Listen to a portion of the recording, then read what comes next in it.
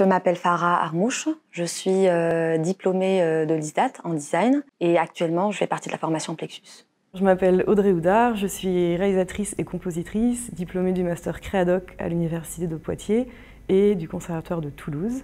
Et je fais aussi partie de la formation transdisciplinaire Plexus.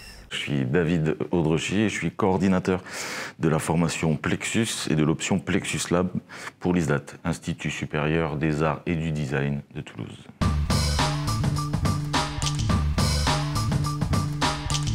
Le projet de la route Mawa est né pendant la formation Plexus Lab, qui continue encore avec Plexus en formation professionnelle, mais qui a dépassé le cadre pédagogique. La route Mawa, c'est un projet qui s'intéresse au phénomène de la migration et particulièrement à la parole des femmes migrantes. C'est aussi un projet multiforme dans lequel on croise nos différentes disciplines, c'est-à-dire le documentaire, la musique, le design et les arts vivants. C'est un projet aussi qui s'est baptisé à travers une collaboration avec des étudiants en anthropologie et en sociologie.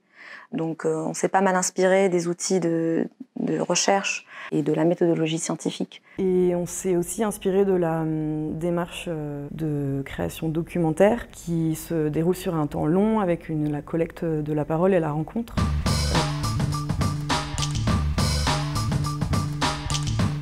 C'est une femme de 27 ans qui a quitté la Guinée avec sa petite fille de 2 ans. Elle était enceinte de 6 mois et elle a traversé le désert, la Méditerranée en bateau pneumatique comme on voit souvent aux infos et elle a atterri à Toulouse. L'une des raisons les plus importantes en fait, qui ont fait qu'on s'attache à Mawa, c'est surtout la raison pour laquelle elle a quitté son pays. Donc elle a été victime de l'excision, hein. Elle a vécu ça à 10 ans et ne voulait en aucun cas que sa fille vive la même chose. Donc c'est pour ça, par un acte courageux et militant, elle s'en va et décide de ne jamais revenir.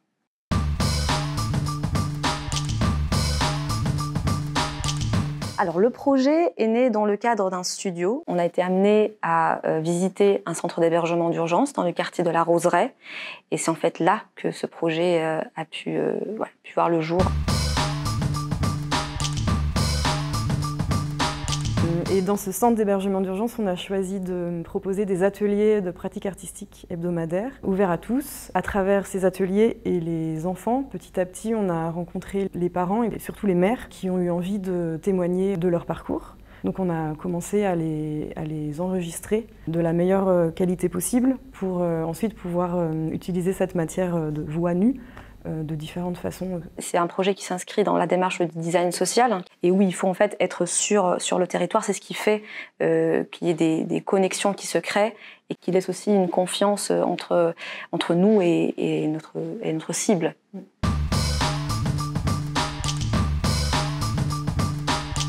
On l'a matérialisé par le son en premier lieu. Le fait de capter la voix. Quand on n'a pas l'image, ça retransmet beaucoup d'émotions par la diction, par le grain de la voix, par les pauses, les silences. Et j'ai associé ça à de la musique. La mer,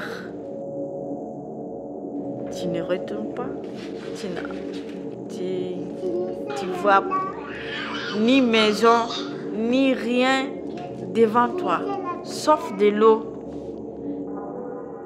Le dessin, c'était une manière de donner à voir ces différentes émotions. Je me suis pas mal inspirée d'un artiste français qui s'appelle Mathias Poisson. Le médium, on va dire, qu'il utilise, c'est la cartographie. Et dans le cadre de ce projet, c'est une cartographie sensible. Donc il y a 3 formes distinctes dans ce projet.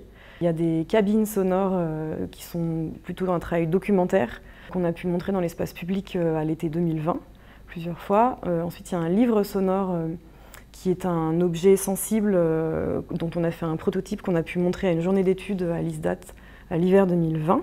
Et il y a une 3e forme, si tu veux la présenter. Oui, je veux bien. Une 3e forme qui consiste justement à performer, à activer des choses devant le public. Donc on est 3 femmes sur la scène en fait.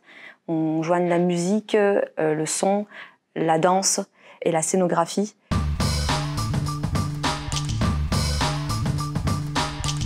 Je vais parler du livre sonore, qui est un premier prototype.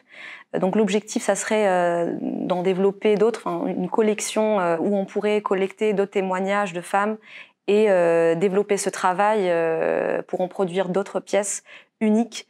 Et la performance, on cherche à continuer à la créer, donc on cherche des lieux et des partenaires pour la créer et la diffuser.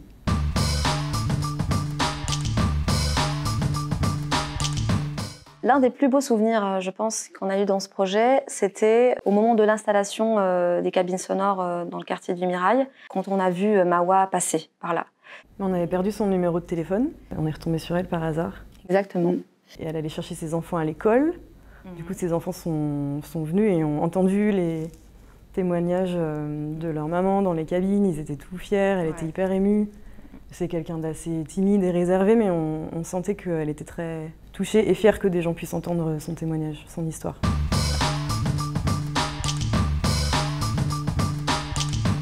Des rencontres. Pour moi, le voyage, c'est sortir de chez soi et aller vers l'autre. Ce qui est à peu près la même chose. En plus de mots. Exact. Voilà.